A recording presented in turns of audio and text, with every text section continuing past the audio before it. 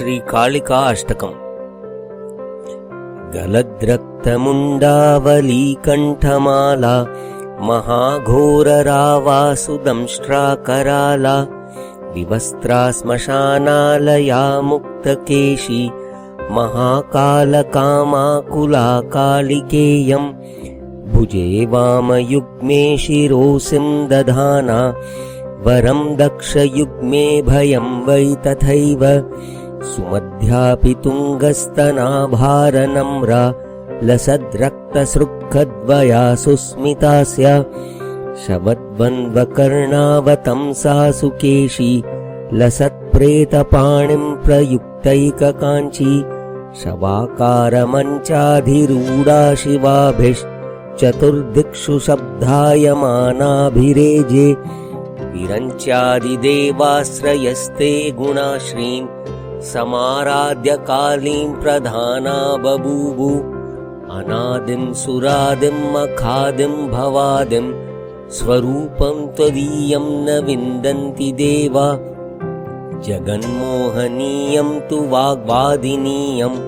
सुहृत्पोषिणी शत्रुसंहारणीयं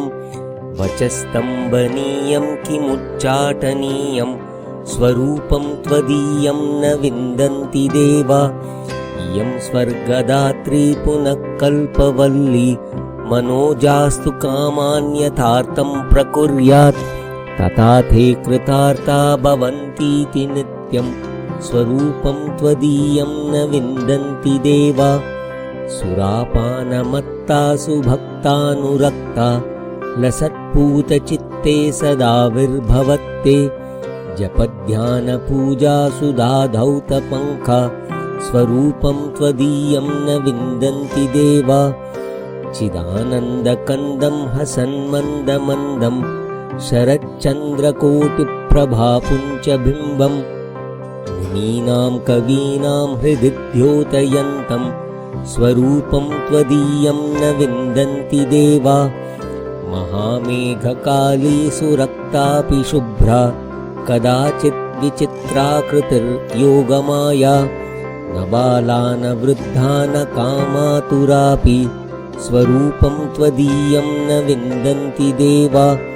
क्षमस्वापराधं महागुप्तभावं मया लोकमध्ये प्रकाशीकृतं यत् तव ध्यानपूतेन चापल्यभावात् स्वरूपं त्वदीयं न विन्दन्ति देवा यदि ध्यानयुक्तं पठेद्यो मनुष्यस्तदा सर्वलोके विशालो भवेच्च गृहे चाष्टसिद्धिर्मृते चापि मुक्ति